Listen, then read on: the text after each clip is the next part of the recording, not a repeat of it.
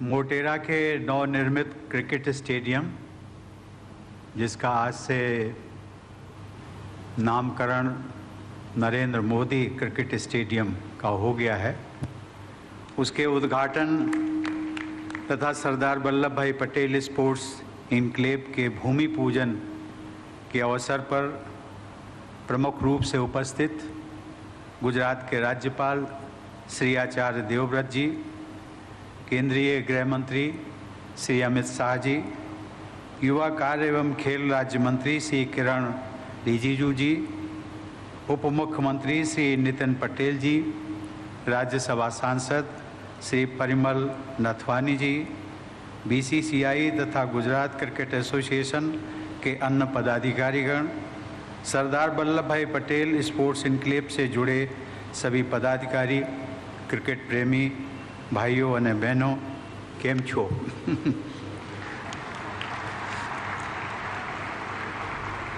Gujarat cricket association द्वारा निर्मित વિશ્વના સૌથી મોટા ક્રિકેટ સ્ટેડિયમનું ઉદ્ઘાટન કરીને મને ખૂબ આનંદ થયો છે.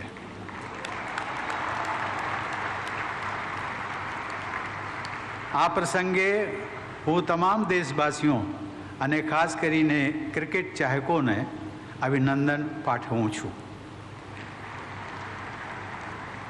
यह एक उल्लेखनीय सुखद संयोग है कि लगभग 4 दशक पूर्व मोटेरा में निर्मित पहले क्रिकेट स्टेडियम के निर्माण के शुभारंभ के समय मेरे पूर्ववर्ती तत्कालीन राष्ट्रपति ज्ञानी जेल सिंह जी यहाँ आए थे और इस स्टेडियम निर्माण के पूर्ण होने तथा इसे राष्ट्र को लोकार्पित करने का सौभाग्य मुझे आज मिला है.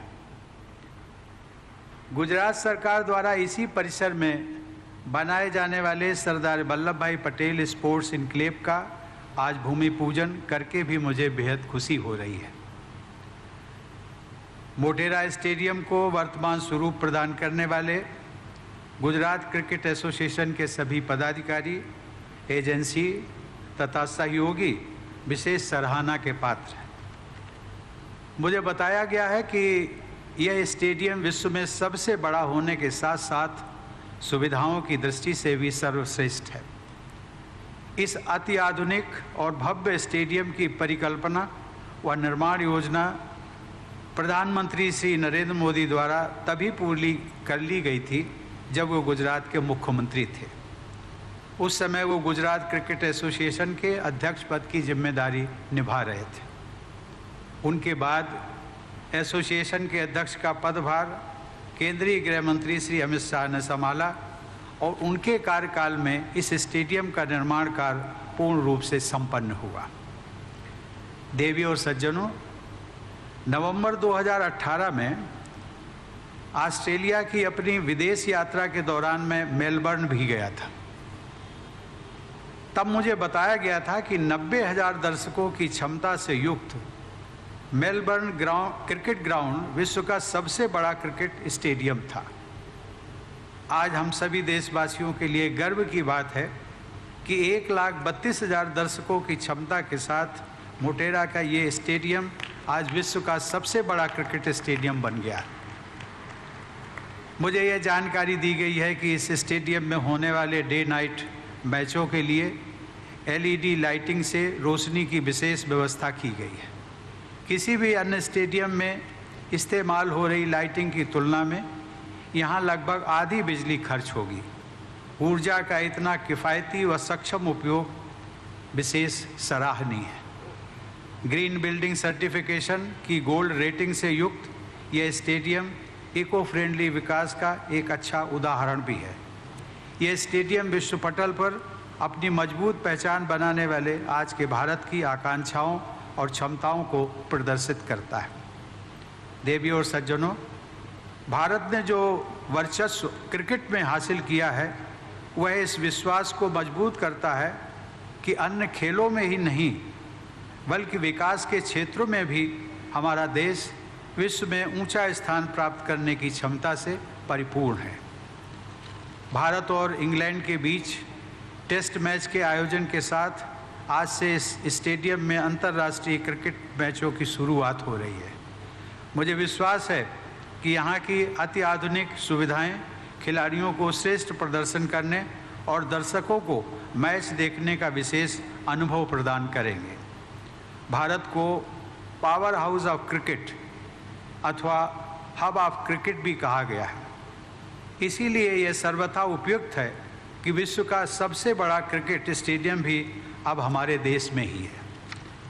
हमारे बहुत से युवा क्रिकेट खिलाड़ी छोटे गांव व शहरों से निकलकर आर्थिक तंगी के बावजूद अपने संघर्ष व कड़ी मेहनत के बल पर आगे बढ़ रहे हैं और क्रिकेट जगत में देश का नाम रोशन कर रहे हैं।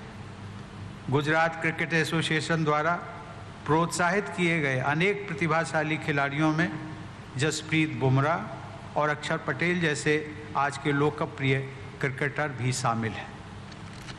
देवियों और सज्जनों, अन्य खेलों की अंतर्राष्ट्रीय प्रतिस्पर्धाओं में भी हमारे युवा बेहतरीन प्रदर्शन करने की क्षमता रखते हैं। इसके लिए ज़रूरी है कि हम क्रिकेट की तरह अन्य खेलों के लिए भी खिलाड़ियों को विश्व स्तरीय इंफ्रास्ट्रक्चर उपलब्ध कराएं। इस स्टेडियम के परिसर में ही अंतर्राष्ट्रीय स्तर का स्पोर्ट्स इनक्लेव बनाने की पहल के लिए मैं गुजरात सरकार को बधाई देता हूं। मुझे बताया गया है कि यह स्पोर्ट्स इनक्लेव एक मल्टी स्पोर्ट्स वेन्यू के रूप में खिलाड़ियों के लिए उपयोगी सिद्ध होगा तथा राष्ट्रीय खेलों और एशियाड जैसे अंतर्राष्ट्रीय आयोजनों की मेज़बानी की सुविधाएं भी प्रदान करेगा। मुझे जानकारी दी गई है कि यह पूरा इनक्लेव अंतर्राष्ट्रीय मानकों के अनुसार और सस्टेनेबिलिटी के मापदंडों के अनुरूप विकसित किया जाएगा। मुझे पूरा विश्वास है कि आने वाले समय में सरदार वल्लभ भाई पटेल स्पोर्ट्स इनक्लेव अहमदाबाद शहर को स्पोर्ट्स इंफ्रास्ट्रक्चर की दृष्टि से पूरे विश्व में एक नई पहचान दिलाएगा। श्री नरेंद्र मोदी ने गुजरात के मुख्यमंत्री के अपने कार्यकाल के दौरान राज्य में खेल कूद को काफ़ी प्रोत्साहन दिया था। जैसा कि केंद्रीय खेल मंत्री और केंद्रीय गृह मंत्री के संबोधनों से हम सबको ज्ञात हुआ है कि केंद्र सरकार द्वारा पूरे देश में खेल की एक नई संस्कृति विकसित की जा रही है। खेलो इंडिया तथा फिट इंडिया जैसे अभियान देशवासियों में स्वास्थ्य तथा खेल कूद के प्रति रुझान पैदा कर रहे हैं। टारगेट ओलंपिक पोडियम स्कीम यानी टॉप्स जैसे कार्यक्रमों से खेल जगत में भारत की प्रतिभाशाली उपस्थिति दर्ज कराने के प्रयास किए जा रहे हैं। खेलों से जुड़ी आधुनिक सुविधाएं विकसित की जा रही हैं।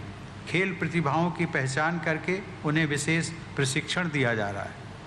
खेल सुविधाओं का विकास तो महत्वपूर्ण है ही, उससे भी अधिक महत्वपूर्ण यह है कि व्यापक स्तर पर प्रतिभाशाली खिलाड़ी इन सुविधाओं का लाभ उठा सकें। फैसिलिटी तथा एक्सेस टू फैसिलिटी दोनों ही जरूरी हैं।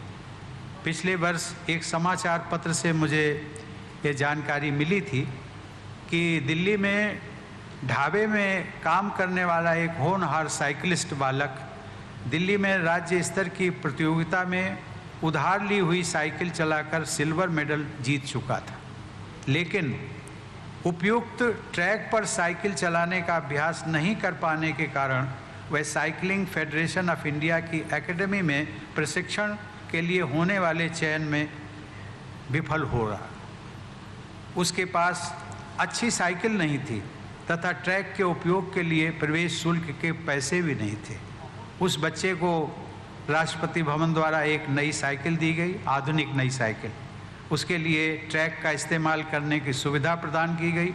उसके बाद वो साइकिलिंग फेडरेशन द्वारा प्रशिक्षण के लिए चयन में भी सफल हुआ और मुझे ये बताते हुए खुशी हो रही है कि अब उस बच्चे को स्पोर्ट्स अथॉरिटी ऑफ इंडिया की ओर से प्रशिक्षण तथा आवश्यक बुनियादी सुविधाएं भी प्राप्त हो रही हैं। ऐसे अनेक होनहार बेटे बेटियां आर्थिक अभाव, दूर दराज के इलाकों में रहने या अन्य रुकावटों के कारण अपनी प्रतिभा के अनुरूप प्रशिक्षण का अवसर नहीं प्राप्त कर पाते। युवा खिलाड़ियों को सुविधाएं उपलब्ध कराने के प्रयास किए जा रहे हैं। उन प्रयासों को और भी व्यापक स्तर पर आगे बढ़ाने से हमारे देश में छुपी खेल प्रतिभाओं को निखरने का मौका मिलेगा। अच्छी खेल सुविधाएं और खेलों में उत्कृष्टता किसी भी देश के विकास का मापदंड भी होते हैं। टीम भावना विकसित करने में खेलों का महत्व सभी मानते हैं। स्वस्थ प्रतिस्पर्धा की संस्कृति का आधार भी खेल के मैदानों में तैयार होता है।